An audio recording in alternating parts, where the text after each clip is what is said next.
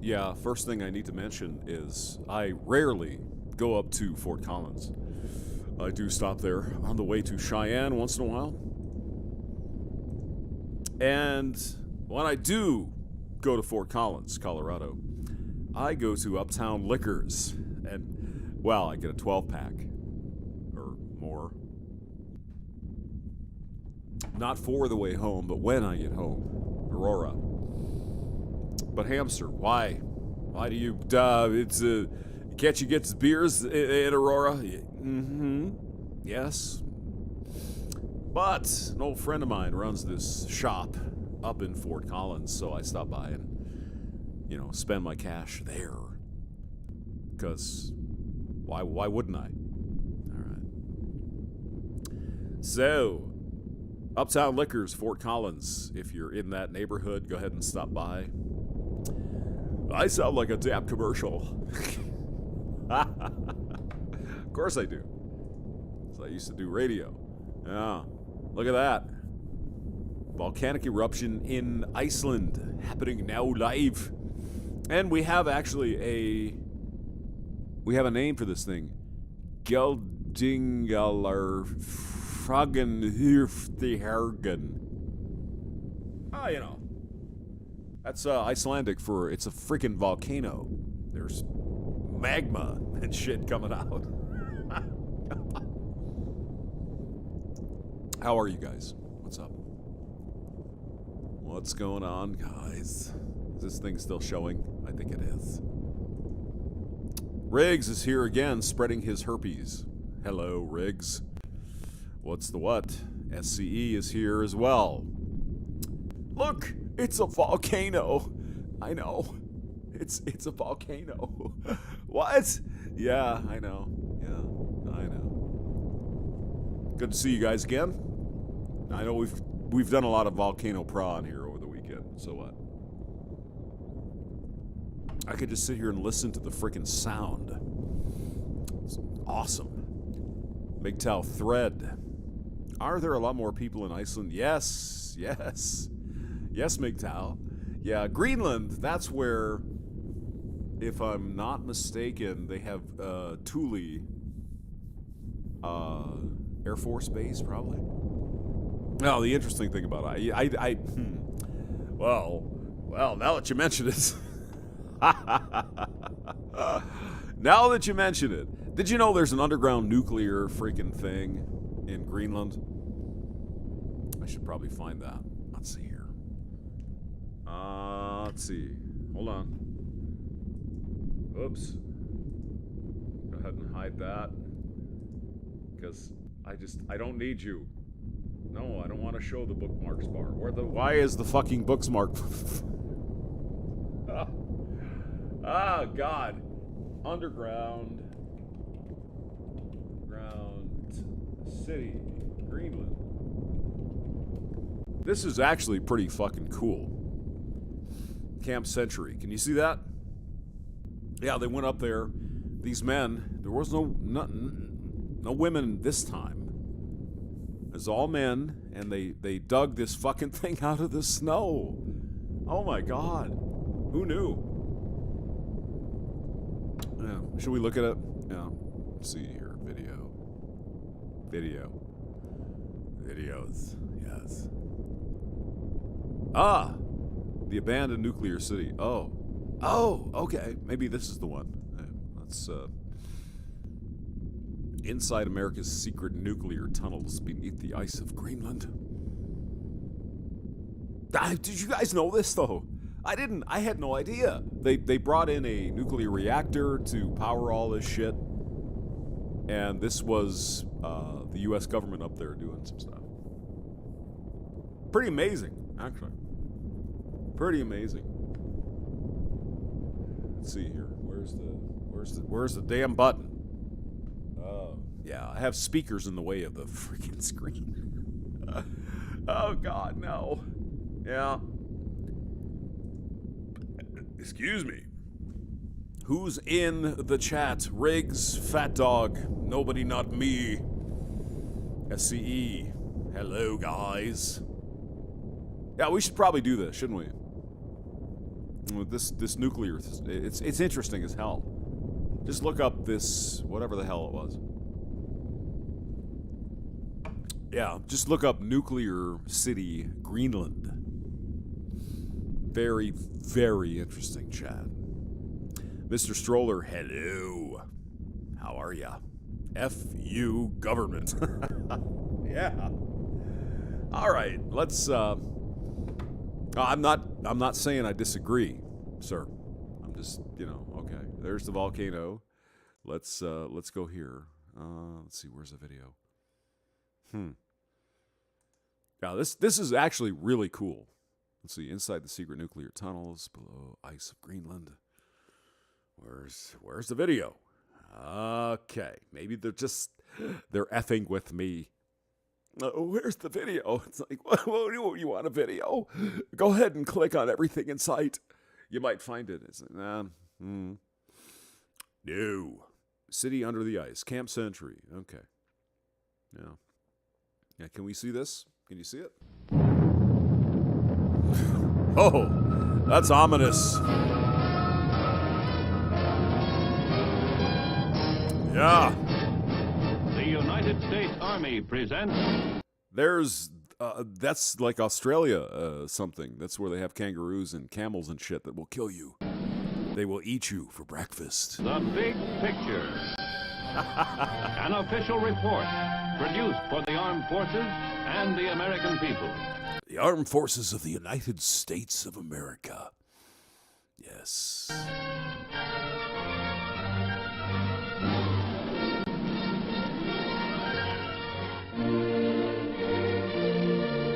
Yeah, oh, no, I mean, this is really cool, actually. Go look at, go find this. Who knew in Greenland we dug out shit like 20 feet below the snow and then we put a nuclear reactor in there? I mean, who would ever think of that? Well, the Army. That's, yeah.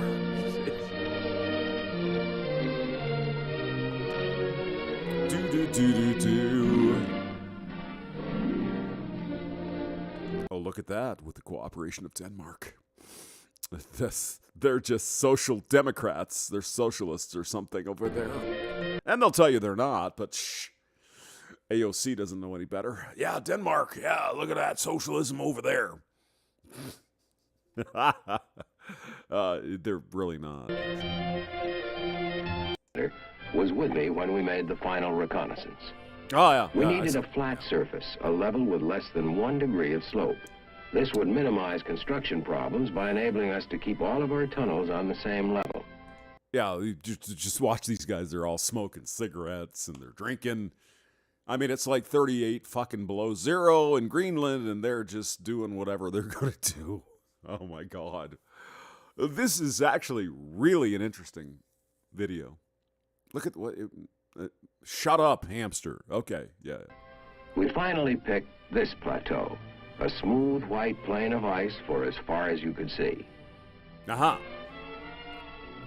This was the closest location to Thule, our supply base, which would not be affected by the summer thaw. Yeah, Thule, Greenland. Actually, I worked with a guy or went to school with a guy that went to Thule. There's nothing in Thule. Oh, yeah. I'm sure the people are great, but there's nothing. No civilization, just like 20 Air Force dudes drinking beer. Hey, let's have a weekend. It's like, I'm sure. Yeah, let's go. Look for some girls. It's like there's no girls here, Thule. At least at the time. First day, we set out flags marking the boundaries of the camp.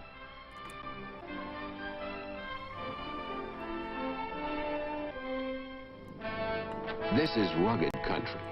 Nothing lived on the ice cap. Not even seal or caribou survived in this climate. Our job was to cross 150 miles of ice, much of it split by crevasses, and then build a city under the ice. I should probably experimenting with new concepts of polar construction.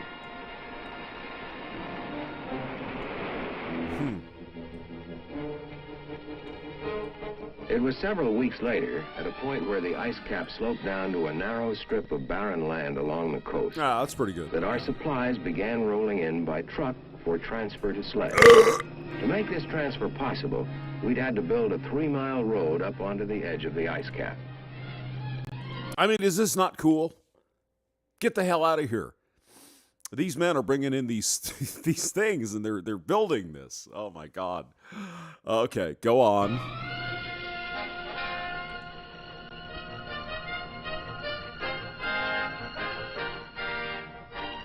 We brought in everything this way. Construction materials, steel arches, clothing, nails, steel beams, prefabricated houses, lumber, food, even ice cream. Yeah, In the ice months cream. it took to build Camp Century, more than 6,000 tons of Ice cream in friggin' Greenland. Imagine that, if you would. Hello. Stone Reaper, how you doing, buddy? Good to see you in a long time. All right, let's continue. supplies were used. Even the vehicles we used at the site had to be transported over the ice on big bobsleds.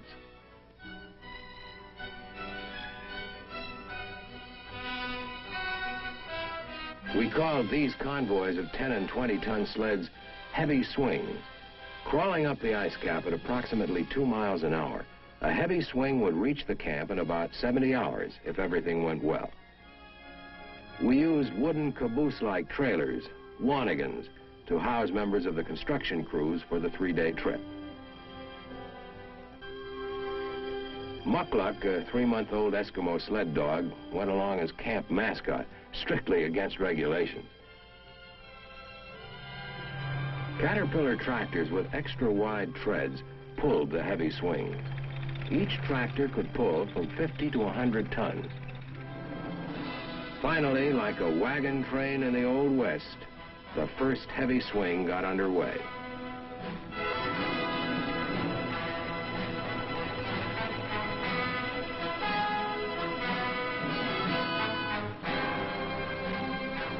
At the same time, we used another type of smaller vehicle to transport an advance party. These polecats would average 10 miles an hour and make the trip in little more than half a day.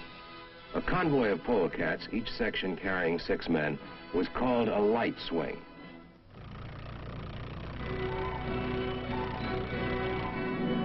We also used light aircraft.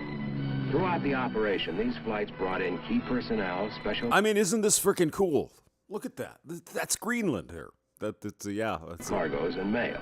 I love We it. couldn't forget anything. This wasn't country in which to turn around and go back. A compass was useless this close to the pole. Instead, Yeah, imagine that. You're so close to the North Pole, your compass doesn't work. Holy shit. That's amazing. Okay, let's continue. our convoys followed a series of trail markers. Traveling in a wanigan was a long way from the early tractor trains of the 30s with Yeah, but at least the men had food, right? They had a cook here, a chef that was doing the food. You know, the army moves on food. By the way, sourdough biscuits and warmed up beans. damn, that looks good. Look at all that bacon. Yummy. What? The days spent loading the heavy swing, the men's faces were already deeply sunburned. During the trip, in shifts, half the men rode and half slept. Navy-type bunks were used for sleeping. If you Polska, we're doing another one here. Here's the volcano, if you want to hear it, I guess. We're doing Greenland, the nuclear Greenland thing that we did back in the day. So I hope this is gonna work for you. You know, I mean, you can't always get what you want. you could sleep in the 24-hour sunlight.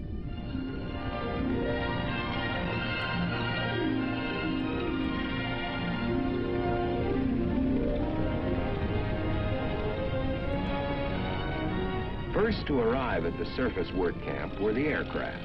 Oh, yeah. A few hours later, the polecats pulled in. For the next several months, this primitive scene of crowded James Way Arctic huts with outdoor latrines was our home. Polska, it's not gay. Yeah, this is like not a gay thing. Yeah. Probably though. I mean, who knows? I mean, if you're there all by yourself and all you have is men, well, things can happen. Now the real job began. Altogether, I had 4 other officers and a hand-picked group of 11 non-commissioned officers to help. Almost sounds like Ronald Reagan, but it's not. I know, but yeah, close enough. Supervise the military construction crew of Camp Century.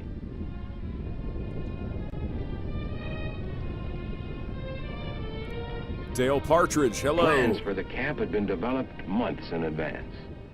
The basic concept was simple. A system of 23 trenches would be dug into the ice cap and then covered with steel arches and snow. Branching off the main communication trench would be a series of lateral trenches housing complete research, laboratory, and test facilities. And a nuclear freaking weapon. What? Oh, there's nukes. It's coming up. Here, hold on. Let me go back to the chat. Hello. Hello, Johnny. Hello, Johnny. How was it? Luke. Quebecois. How are you? SCE is here. Dale Partridge. Hello, how's Kansas tonight? Yeah, I think, Kansas is cool, you know. SCE says Greenland's ice. Yeah, well, it's also nuclear. What? Yes, nuclear. Modern living quarters and recreation areas, and a complex of support facilities. Since transporting great quantities of diesel fuel over vast Arctic wastes was impractical, we would install a nuclear power plant. We got to work immediately. I'm sorry. Trenches. What was that? This snow milling machine, the Peter. We're gonna install a nuclear power plant. Uranium. It's the new thing. You kids just don't know. We gotta get nuked up here in Greenland. I mean, it's Jesus. Was our pride and joy. Manufactured in Switzerland, it could handle up to 1,200 cubic yards of snow an hour. Designed to clear roads in the Alps, it was ideal for our purpose, being capable of making extremely precise cuts. It was usually operated by 2 men. One controlled. 2 men? Isn't that sexist? What about the women's? How come the women's aren't there taking? Oh, what? I'm sorry. What? Yeah. Let's see who's in here. Moon-based radio. Hello. How did you get a wrench? I'm just curious. Dante Dobbins. Hello. Dale Partridge now is in here. Jesus. It's the fucking Partridge family. Oh my God. Dick Marks. It's pronounced nuclear. Nuclear. All right, fine. It's nuclear. Well, we got some of that nuclear. That's George Bush stuff. Didn't understand how to say nuclear, but you know, it's the way it is. Controlling the machine's horizontal movement, the other controlling its vertical movement and speed.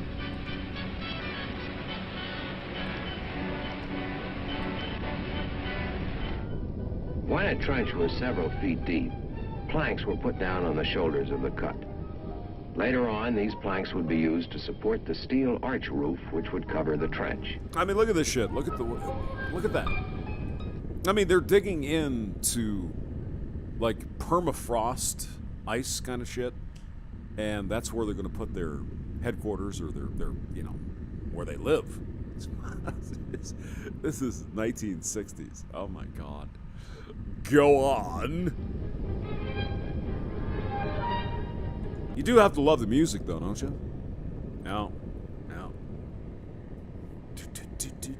It's so patriotic. Makes me want to enlist in the army to go to Greenland. Camp Century was starting to grow, and so was Muckluck. We used 3 Peter plows to cut all the different trenches we needed. By making a series of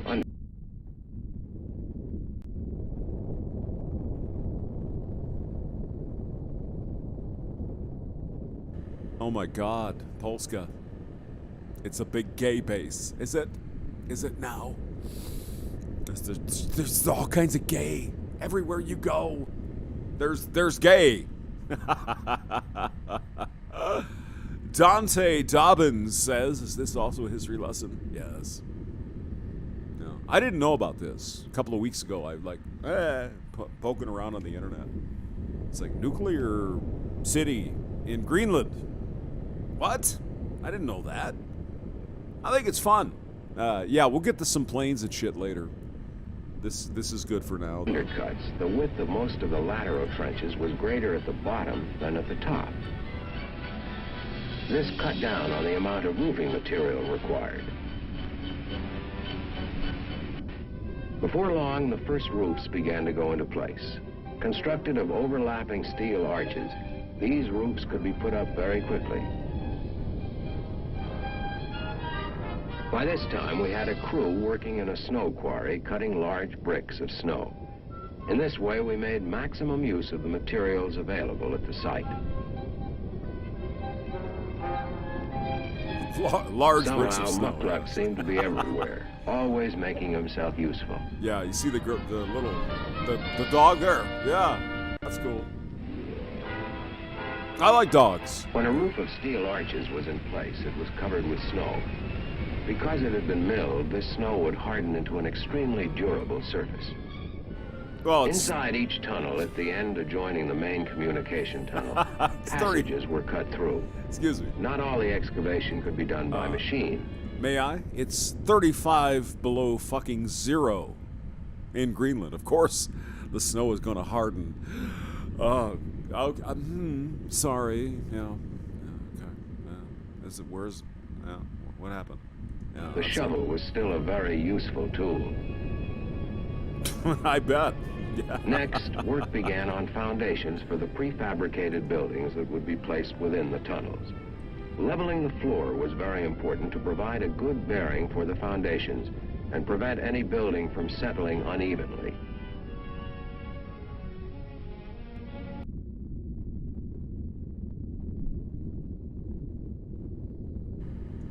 Polska Bob says, this is the kind of shit I watch. Yeah, me too. I'm just an evil Neanderthal man, you know. Moon-based radio, I like dogs. Okay, Johnny.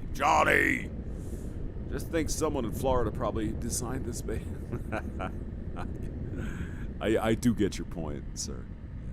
Good to see you, Johnny. All right, let's go. The city under the ice. This was cold work. The temperature within these tunnels sometimes went to 20 degrees below zero. Huh, no women around. Oh my God, the oppression. How is that even possible? No. It's gotta be just evil men. Evil men. And this was summer. Prefabricated sections were delivered by forklift. The non-conductive wood and the air insulation barrier. Evil men. Yeah, you know, you bastards from hell. What? You know. We all know what's going on below it protected both the building from the cold of the ice floor and the ice floor from the warmth of the building. I mean, what is this? We've got comments here. Luke Shaz, the man from Quebec. Men build, dude. No, they don't even do that. They encourage the men to destroy things. Just saying. Chamber of Dead Aliens, hello. Good to see you, sir, or ma'am, or whatever the hell you are. Edwin, especially since Ginger Hamster can appreciate. Yeah, well, there's that. There's that. Unofficial politics. Hello, it's me. I thought about us for a long, long time. Yeah, we just got a copyright strike. Are you happy about that? Yeah. All right. Fine. Every prefab that went into Camp Century had been pre-erected, tested, and then shipped to us as a unit. Every clip, every doorknob, every light switch came in a single shipment. In this way, we knew there would be no delays caused by missing parts. This is a standard T5 Engineer Arctic building, designed for cold weather use. Composed of plywood insulation panels, these buildings would provide space for comfortable working and living under the ice. Since every unit had been checked out in advance, our crews could put up one of these buildings in less than a day. As soon as the shell was completed, crews began to wire the buildings for interim power provided by diesel generators. As the major interior work within each tunnel was completed, the entranceway was blocked up with bricks of snow.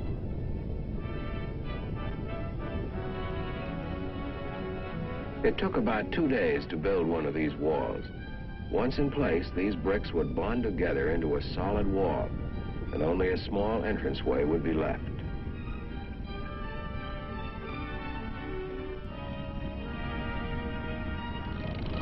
We then used a bulldozer to push loose snow into the doorway of the tunnel to complete the seal. Later, an escape hatch would be placed at the end of a small wooden form for an emergency exit. When it was completed, the entrance was weatherproof and serviceable. Yeah, it was. Yeah. Throughout the long period of construction, within the primitive facilities of the work camp, This the is men solved the everyday problems of working and living as best they could. this is Greenland, people. Oh, what's this? You want to do some? I know you do. Let's do some aircraft prawn. Why not? F4 Phantom. Yes.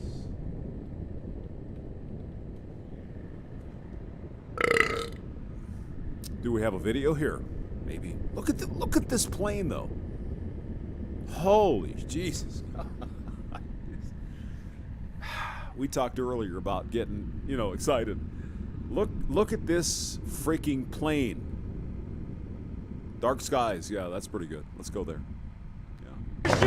Nearing the end of a second decade of fighting in Afghanistan. Was the U.S. Oh, goody. We have an ad. Jesus Christ. in Afghanistan to remove the Taliban. Afghanistan. It's 33,000. Excuse me.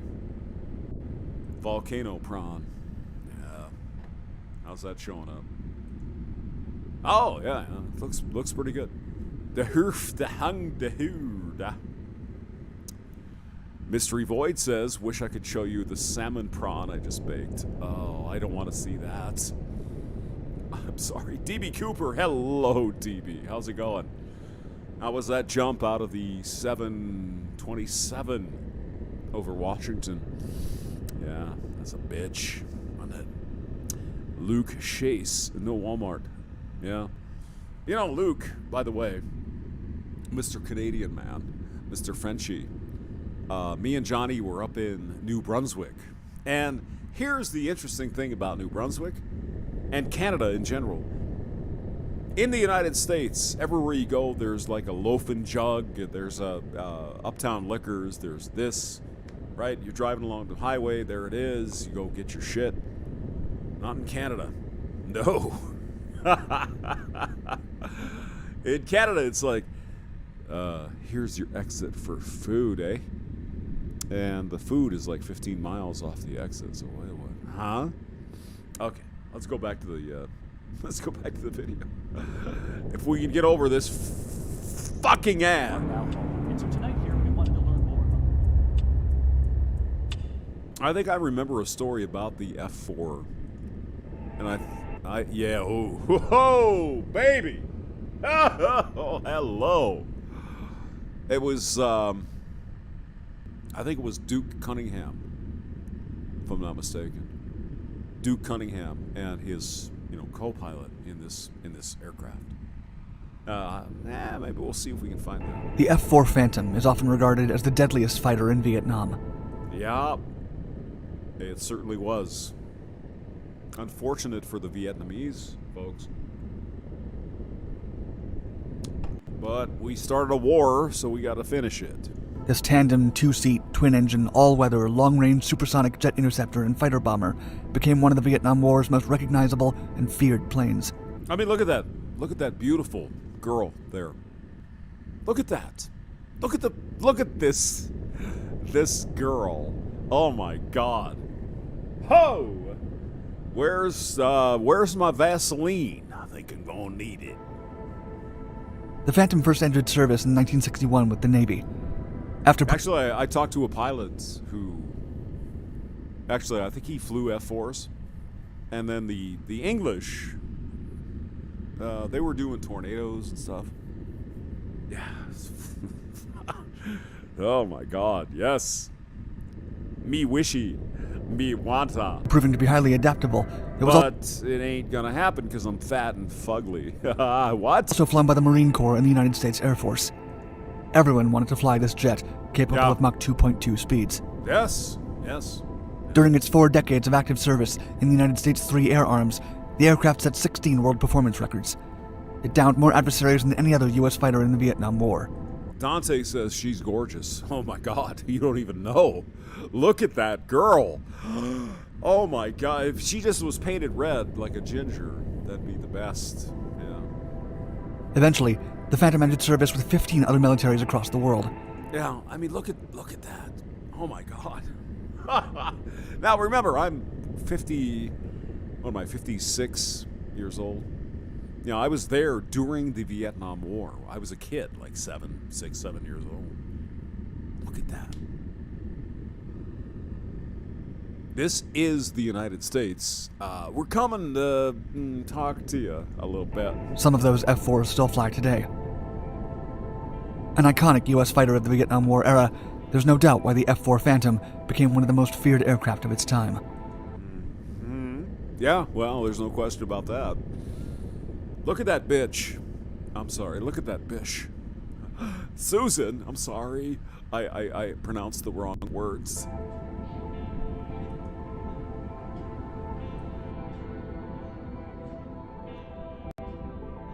Yes, no, maybe. If you've got a military, first responder, or law enforcement background, GovX.com is for you. You stepped up to serve our country and community. GovX delivers the deals that you've earned. GovX is the only site built to... Damn right. Yeah, if you're a veteran in the military, you get the government and you get everything you can out of the government. Absolutely. Let's skip this one, though. Hello. In 1952, engineer Dave Lewis was appointed... 1952! Jesus Christ! 1952! That was 12 years before I was born. I mean, imagine this. This is like a half a century ago.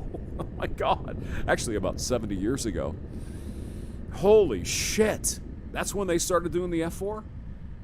Wow. ...appointed design manager at McDonnell Aircraft Corporation. Without any aircraft requests for proposals on the horizon, McDonnell Douglas. Bought by Boeing eventually, but go ahead. Internal studies concluded that the Army would benefit from a new attack fighter.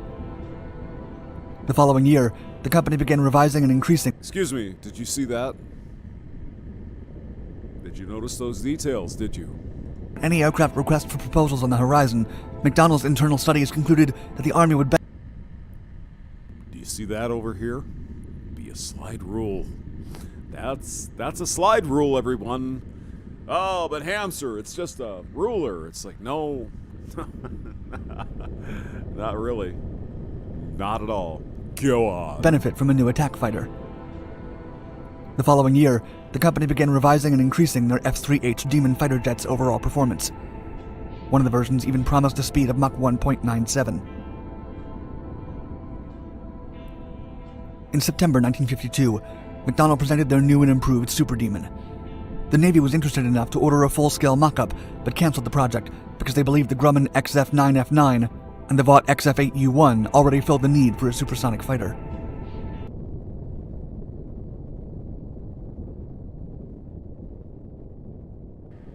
I mean, I hate to, keep bringing the point up, but just look at that. F4 never did have swept wings and the wing thing, but my God, was that a good-looking girl. Holy Scheisenheimer. Edwin, Sparks, James, Maxwell. Funny that the Japanese still ran the F4 alongside the improved F6. Well, the F4, I mean, you could the men and maybe a woman once in a while, but the men in Vietnam, you could take this jet, the F4, you could dunk it in freaking salt water, you could shoot it, you could do whatever the hell you wanted, and the thing would still go. Now, that's the beauty of the F4 Phantom. Just oh my God, Thumper. Hello, Thumper. More airplane stuff. Yes. CSTL Bravo. Designing F4 before the century. Well, 1950s. Long time ago. Luke Shaw's. The Frenchie from Quebec. Hamster, these videos are old now. USA have these reverse engineering black triangle UFO. Yes! Yeah, where do you think the transistor came from? I'm just curious. Let's go. So instead of starting another project from scratch, McDonnell reworked their design into a fighter bomber. In October 1954, the aircraft company received a letter of intent for 2 of these prototypes. But when the Navy showed up at the McDonnell's St. Louis headquarters, they presented the company with a new set of requirements.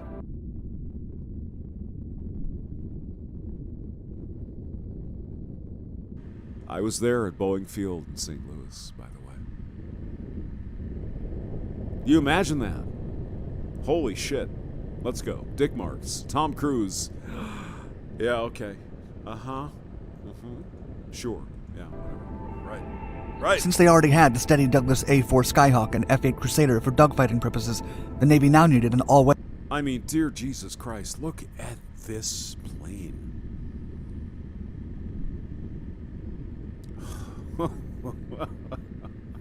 Oh my God. Look at this guy. Look at this gal. Here. Look at that. Oh my goodness. Weather Fleet Defense Interceptor.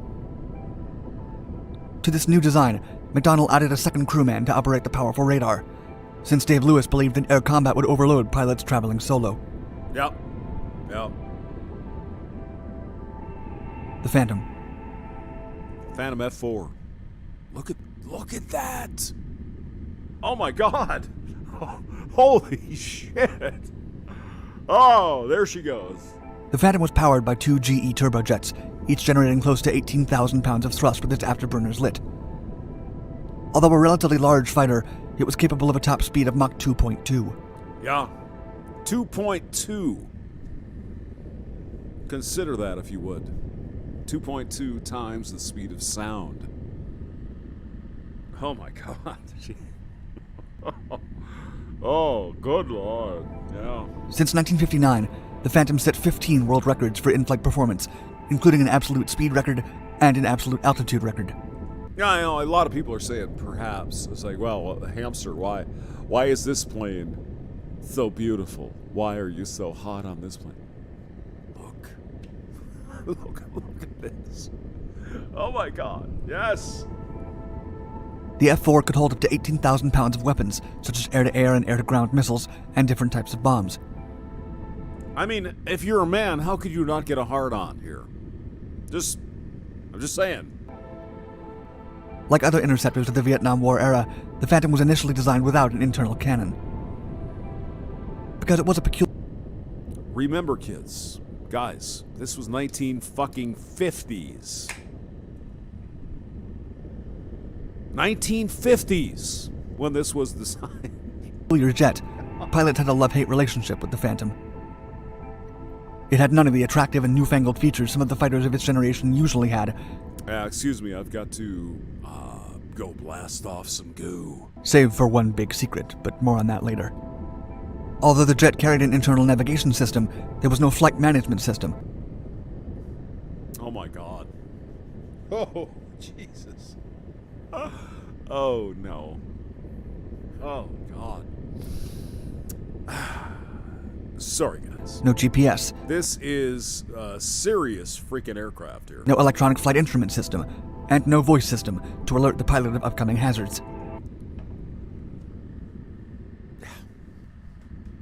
Okay. Yeah, let's go on. Yeah. Navigation, bombing, missile shooting, firing the gun, being on the lookout for problems. The tandem team of the Phantom was busy every second they were up in the air.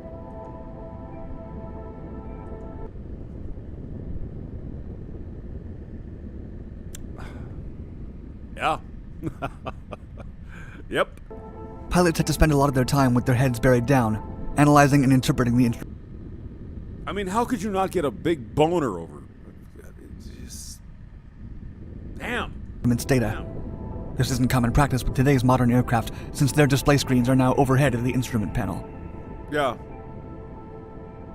That'd be called a heads-up display. I might know a little bit about that. Just The deadliest saying. fighter in Vietnam. Oh. T-Mobile is the leader Goody. Can we have an ad? You know, because that would be ideal. in wouldn't it? 5G. We also believe in putting people first by treating them right. Uh-huh. So we're upping the benefits without upping the price. Right. Introducing Right. Magenta Max. Now with unlimited premium data that can't slow down based on how much smartphone data you use. Magenta Max? Oh, Jesus Christ. Let me tell you about that girl I met in Texas. Plus, get Netflix on us and taxes and She was cute. fees included. You won't find this with the other guys. In fact, you'll pay more and get less. Right now, pay zero cost to switch. And bring your phone, we'll pay it off. All Only right, at fine. T-Mobile. Oh, God. Really? Switch now. No, I'm going to go to the Ryan Reynolds, Live whatever big he has. in the 3 larger-than-life SUVs from GMC. Current eligible He's Mint Mobile. You know, I should be getting paid for this. Why am I talking about this when I'm not getting a check? I don't know. It's GM at this point. Yeah. Oh my God. Oh my, look at that. Alright, I'll refrain from talking. Phantom made its first flight on May 27, 1958, with test pilot Robert C. Little at the controls. After its maiden flight, the jet was used extensively during the late stages of the Vietnam War. The F-4 soon became the principal air superiority fighter for the Air Force, Navy, and Marine Corps. It was a staple in ground attack and aerial recon roles. 1 Air Force pilot, 2 weapon systems officers, 1 Navy pilot, and 1 radar intercept officer became aces by achieving 5 aerial kills aboard their Phantoms. Are you kidding me? Look at these girls. Holy Jesus. Okay, enough of that. Let's go here. Shall we? What the hell is his name? Oh, Mover. Right, Mover. Yeah. Former pilot, FA-18, by the way. Yeah, let's see what he's doing.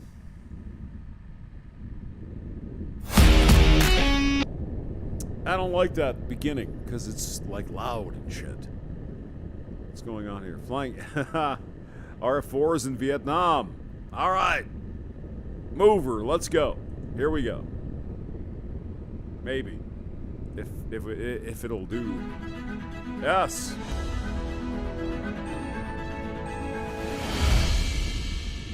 Yeah, Mover is a fighter pilot, by the way. Really good channel. You should go there. Mover. Or CW Lemoyne. It's from New Orleans, you know. So I'm here with Major General Stephen Reno Courtwright, who's got an awesome story. Can't wait to talk to him about his flying. Sir? I mean, look at this young guy here. Oh, well, I flew the FA-789 thing.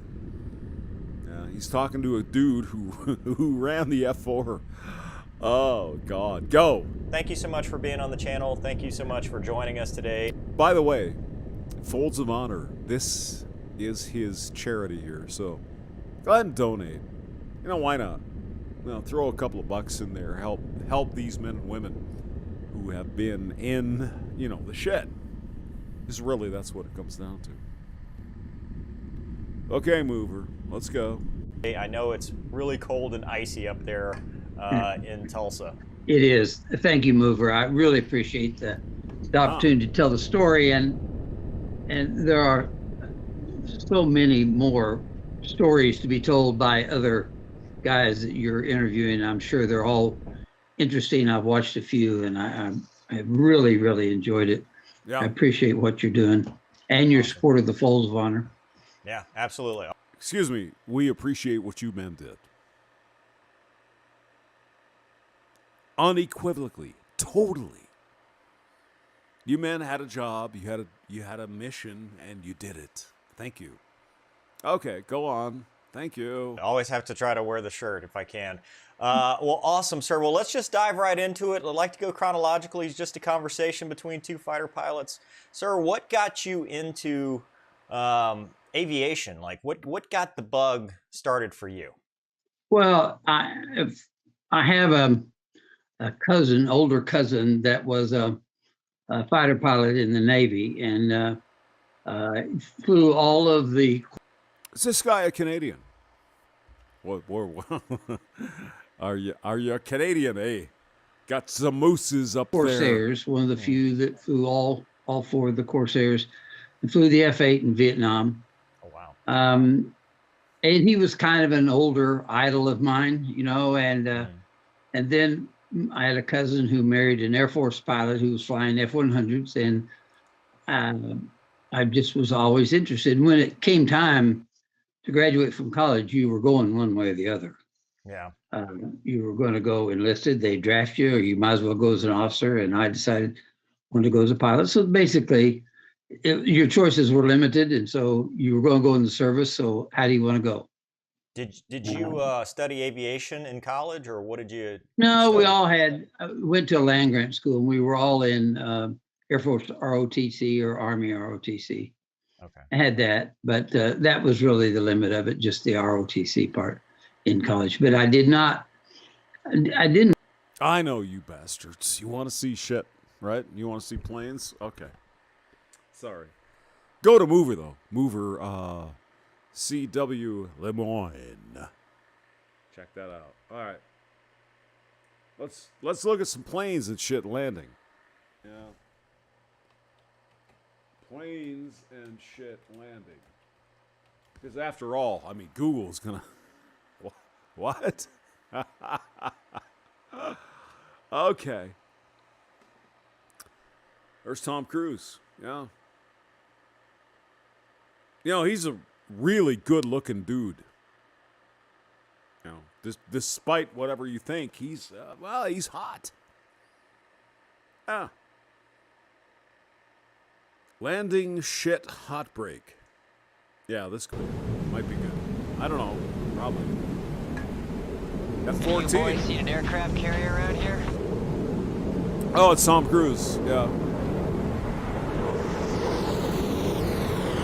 Holy fuck! It did a flyby, yeah.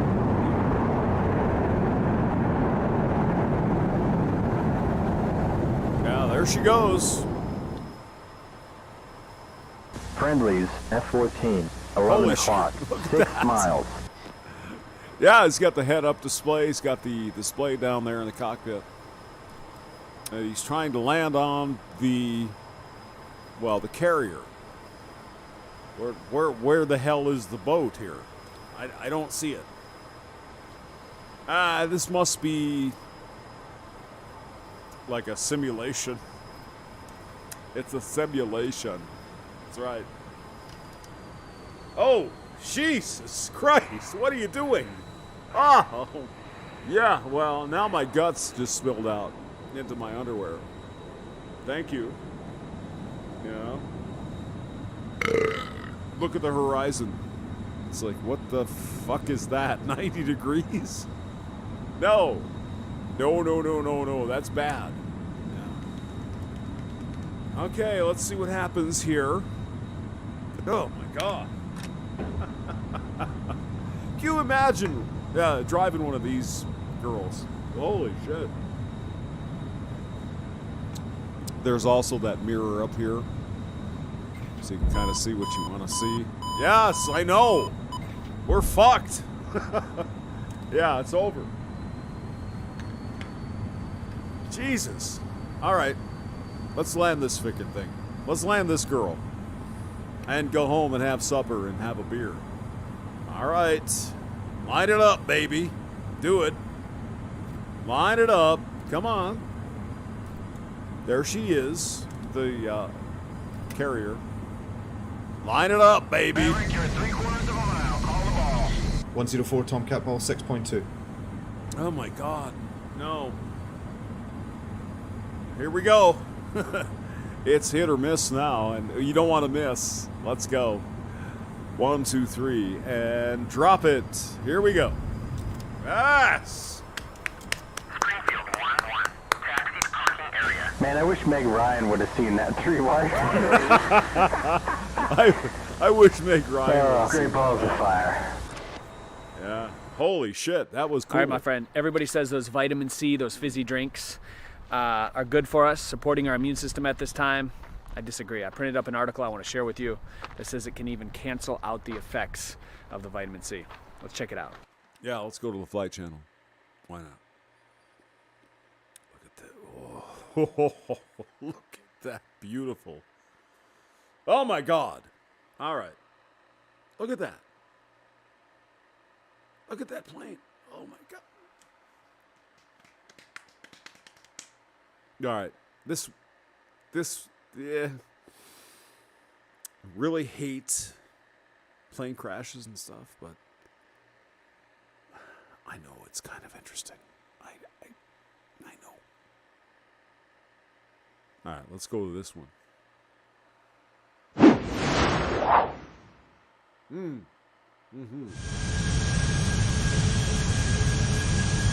Ah. Excuse me. Kyrgyzstan.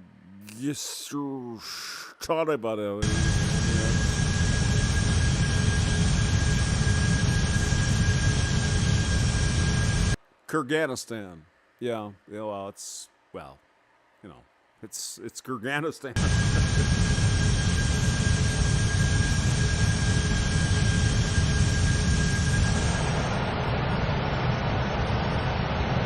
Yep. See the displays here? Yeah.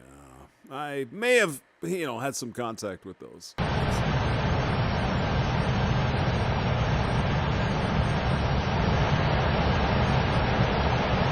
Oh, you can really see them here. Here's the attitude compass. Yeah.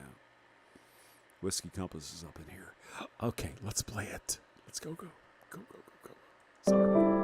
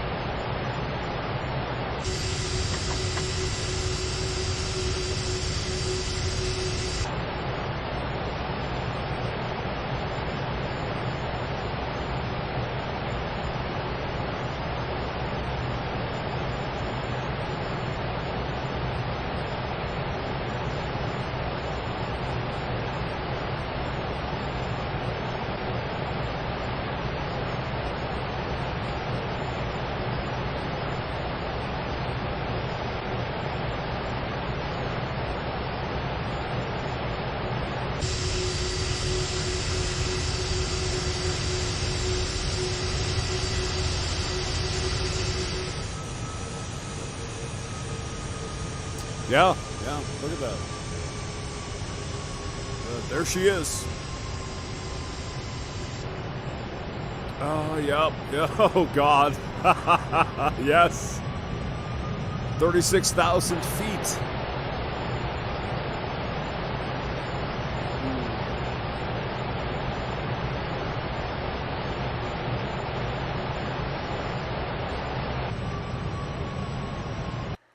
Fuck it. Why order a free Oklahoma outdoor guide? Here we go. Uncover unique wonders. Cultivate your curiosity. Excuse me, Oklahoma Bachelor, what are you doing? Are you here with us? And wake up your wild side. Order or download your free copy not. today. Oklahoma is really wonderful state, actually. All right. Can we get there? Google Career Certificates provide online training for in-demand jobs. They're developed by Google. Are you kidding? Can we have another commercial? Yes, we can, because it's Google. Oh, God.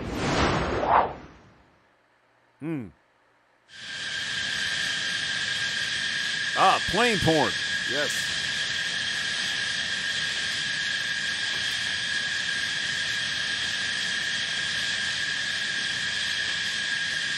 Right.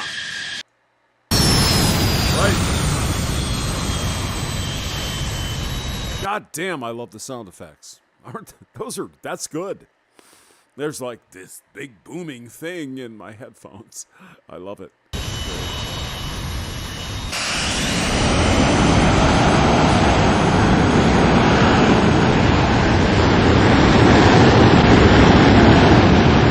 Jesus, that's loud, isn't it? Yeah, it really is. All right. I think I better just check out. Check out. All right. 7-4 crew. Let's go there first. 7-4. 7-4. Can you type him? No. I cannot. Yeah. Good channel, though. 7-4. Gear. Yeah. Hold on. Yeah. 7-4 gear. Yeah. Here he is. This. Yeah. Okay. Let's go there. Guess it's fun. Viral debrief. Coming up. Yeah, this man drives the 747. It's good. It's good stuff. Okay, let's go on. Yeah. Hey 7-4 crew, welcome back. If you don't know me, my name's Kelsey. I'm a 747 pilot. My channel, 7-4 Gear, is all about aviation. Yes, I know. Yes. That's why we came here. We want to see planes and shit. You know, that kind of stuff. I want to thank all of you in the 7-4 crew for sending me all these different videos. Honestly, without all of your help, I wouldn't be able to keep making this series. If you have a video that you want to see in this series, the two easiest places to send them to me are via my Instagram at 7-4gear or the free 7-4 Gear forum. In this first video, you'll see the pilot looking in the back. What he's looking. He looks like a bald ginger. Is that? Am I wrong? I don't think so. I think I'm right. Okay. Yeah, let's go ahead. A lot of roads that are on remote areas like this have telephone lines or electric lines. I don't mind goody. making presentations. Another fucking ad. I mean, who wouldn't want this? Jesus But Christ. sometimes they're unexpected. They're here in an hour. Yeah. We need more gingers in this ad. Can we get a few more of those? Be nice? No? Yeah, probably not. Oh, goody. You skip my ad now. We're going to fuck with you. Oh, goody. Yeah, okay, fine. Things like that running by it. So it's something you have to factor in if you are ever in a situation, is that what are the things that you could hit, obviously in the middle of a field like where they land. I mean, look at this. This is like a Cessna or something. I'll just let the man talk. I'm just going to, I'm going to smoke. A bog. And there's not going to be generally any cables or anything like that that are going to interrupt the aircraft's flight. And just like what I talk about with Sully, at the end of the day, you have to look at the results. And they both lived, and the plane was fine, and it's hard to argue with that. As an airline pilot, though, it's a little bit different. In the scenario that you were to have a door come open, which would be very hard to do, but let's just say it happened, you'd have an explosive depressurization. And in that scenario, you can't just dive towards a random field like this. You have to get as quickly as possible down to 10,000 feet so everybody can breathe, but you generally don't want to ever accelerate the aircraft. The reason behind that is that you know that at this current situation, the structure of the aircraft is holding up at this current speed. But if you were to speed up, it's possible that you could injure or damage the aircraft even more, and it could create a much more serious problem. One of the things that the pilots train for is this exact situation, an explosive depressurization and getting to 10,000 feet as fast as possible without accelerating. So that way at 10,000 feet, most every person can breathe fine without needing any extra oxygen. And then the people who were freaked out and screaming for the 2 or 3 minutes while you got down to 10,000 feet will start breathing again, normal air, even if they're passed out. So we're going to assume that there was wires or something like that that made the pilot choose to land in a field like this. Fair enough. He did a great job coming in and continuing to fly the aircraft, and he kept the landing very soft on this field. Something else that he did that you might notice here is that he's pulling back on the yoke. I've talked about this in other videos, but on smaller aircraft like this, you don't want to have too much weight on the nose of the aircraft because what can happen is it can flip over. So by pulling back on the yoke like that, he's keeping the weight off of the nose, which is preventing, in case he hits a rut or something like that in the field, it prevents the plane from actually flipping over. Now, all in all, he did a great job, and I was very excited until I saw this part of the video. He's still moving very quickly along some cow pasture, but instead of waiting to come to a stop, he decided to turn around and grab his GoPro and film the door. I mean, I get it. I've known people who've climbed out the emergency hatch of a 747 to take a picture for the gram, but just wait till you come to a stop and then film the door.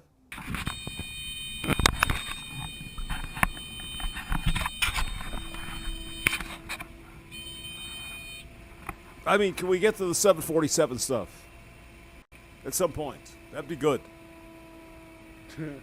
No, probably not.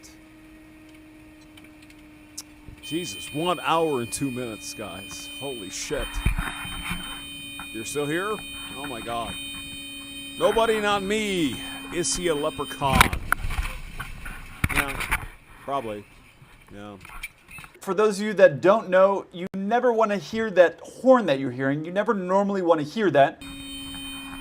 That's a stall warning horn. It says your plane is about to... You don't want to stall in a plane. That's a bad idea. That's all I know about planes. Stall. So you don't ever normally want to hear that, but you also don't want to hear the only engine that you have on your aircraft stop working. Honestly, that's one of the best parts about flying the 747. It's very, very rare that a turbine engine is actually going to break and not work anymore. Yep. But on 747, if that happens, you have 3 more. So it's kind of easy to go to sleep at night while you're flying over the ocean. Yeah, well, that's a 747. It's got 4 engines. What about the 2 engine jibes? What? Yeah, 767, 787. Yeah, well, 2 engines. Let's go. And no, everything's going to be okay. Every aircraft has a glide speed. It means that at that speed, your aircraft is going to be able to fly the furthest amount of distance. So with that horn going off, I'm assuming that what the pilot is trying to do is keep right at that speed to get as close. You know, the odd thing is you can take a 747, big, huge freaking plane, and freaking glide it in. I know. Yeah, it's crazy. But it's true. You can do it. Go on, Mr. Pilot. Close to the shoreline as he can for the people. Obviously, he didn't make it all the way to the shoreline, and I don't know on this particular aircraft, because I've never flown it, what that speed is, and if it's because it's full of people that at that speed it's got the horn going off, or if he's just trying to get as far to the coastline as he can. I don't know specifically what he's doing. Yeah, well, he's trying to fly the plane, so that's good. You know, flying, yeah, keep it in the air. What? Okay. Oh, I should probably find that other one. Can see here, though, the pilot is moving his hand on this wheel near his leg. That, I believe, is the trim wheel. which is going to get the plane set for a specific speed. Something else that surprised me here is look how calm everybody is. This is either a plane full of people that... this is the Hawaiian thing. Okay. All right. Let's go back here. See the chat. What's going on? Thumper. Engine fell off of a... Yeah, I know. It sucks, doesn't it? Actually, recently in Broomfield, Colorado, which is south of where I am right now, there was the shroud thing. All right. Fine. Denver. Yeah. This is, oh God, it's fucking scary, actually. Denver. Let's see here. Engine, flight. Yeah, well, it's amazing.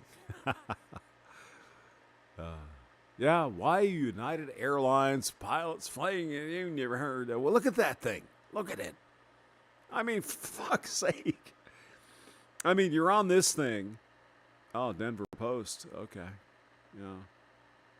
Debris from a United Airlines Boeing 777.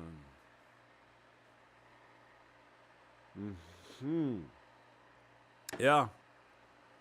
I mean, there's the aircraft right there. There she is.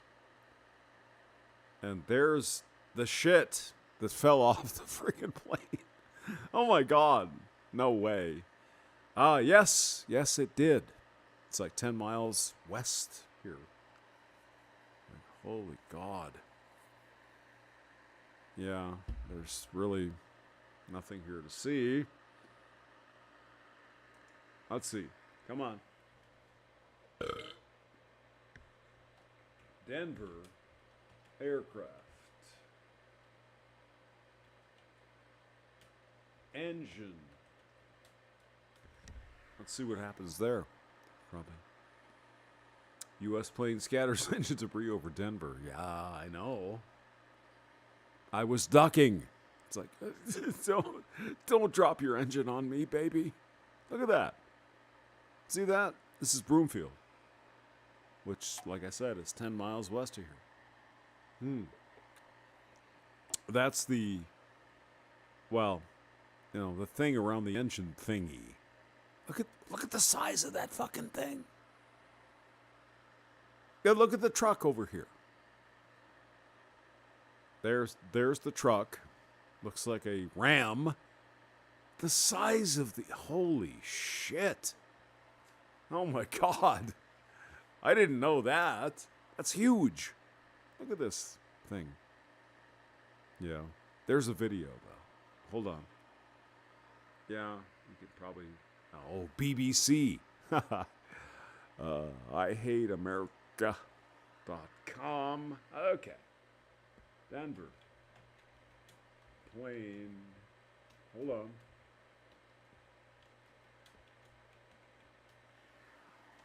Yeah. Oh, okay. Here's the 10-minute thing. Yeah, let's do this one. Are you ready? Look at the fucking thing. There's the engine. And that's right over Broomfield. It's like, what the Jesus Christ. Really? Oh, it's CNN. Is it? It is CNN. Let's watch it.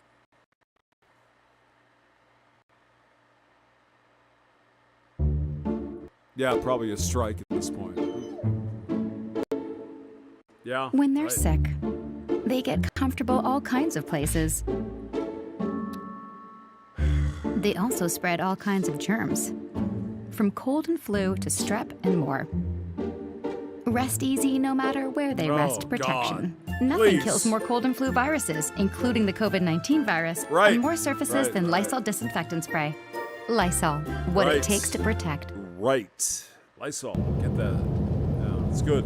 Terrifying video from onboard United Flight 328 showing the right engine on fire. I mean, you see this fucking thing. Look at that. That's amazing. Now, I fly out of DIA, Denver International Airport all the time. Look at, and they're going to drop their engines over Broomfield. It's like, what the fuck is this? A loud sound, and then it got really, really bad. I thought lightning struck the plane at first. There's a big boom, and the kind of sound you don't want to hear when you're on an airplane. And yeah, I mean, the engine is falling apart here. And chunks fell down on Broomfield.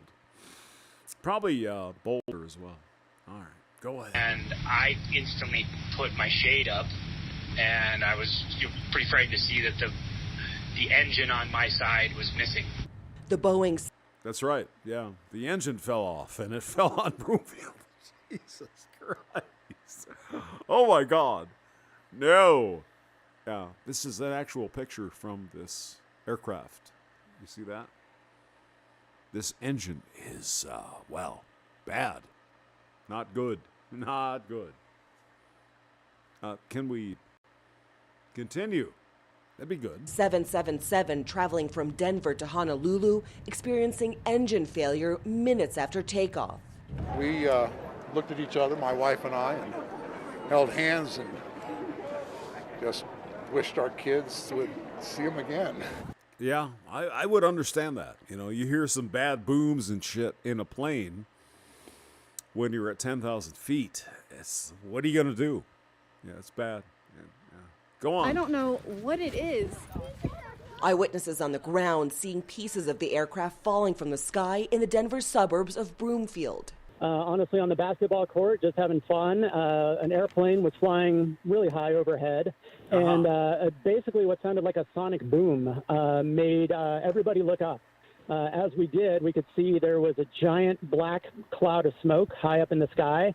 Yeah, well, the plane was falling apart. Yes, you would see that. Yeah. Immediately followed by, what looked like pieces of the aircraft really just coming off, and basically a shower of things that were falling out of the sky. Yeah, well, that's kind of what happened. Oh, it's bad. Bad.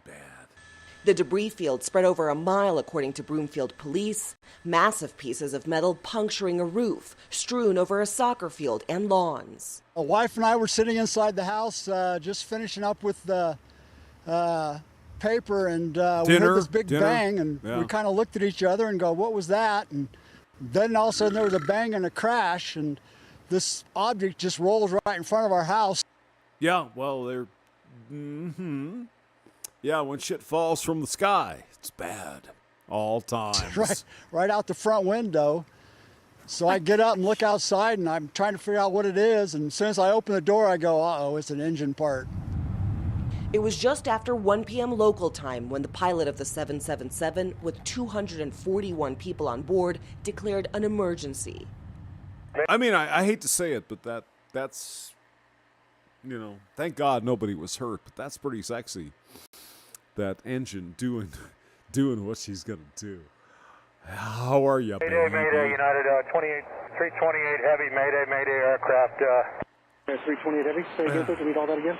Yeah, United Denver, departure, United 328 Heavy, Mayday, aircraft, just experienced engine failure, need a turn to me. Now, when they say heavy, they mean they just took off, right? They're full of fuel, and they're heavy. Go on. Shut the hell up, hamster. Shh. Okay. Immediately. The crew keeping the airplane under control and safely landing back at Denver International Airport. My daughter was sitting on the window, and she's, I was just like, don't look, like, let's. There's that evil horse there at Denver. I just want to point it out. Hello. Go on.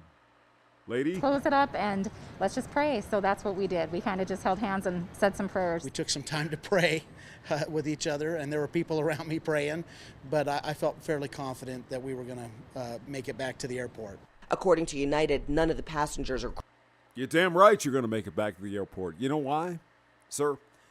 That's the way we design it. That's what we do. We spend months, years figuring out a way to make sure your ass can get home. Just, all right. Let's finish it up here. Crew suffered any injuries, and incredibly, no one on the ground was injured. This park, on a day like today when it's not as cold as it was last weekend, we could have hundreds of people here. And the fact that we are still not getting reports of any injuries is absolutely shocking at this point. It's amazing. No, it's not amazing. It's how we do it. It's how we design this shit. Okay, go on. Yes. Debris from the damaged jetliner is being taken to Denver Airport for analysis. The National Transportation Safety Board, the FAA, and Boeing are investigating. Yeah, well, that's what we would do. All right. Okay. Thank you, CNN. All right. Oh, God. When they're sick, Another fucking they get ad. comfortable all kinds of places. Jesus Christ. All right, guys. See ya. They also spread Later. all kinds of germs, from cold and flu to strep and more. Rest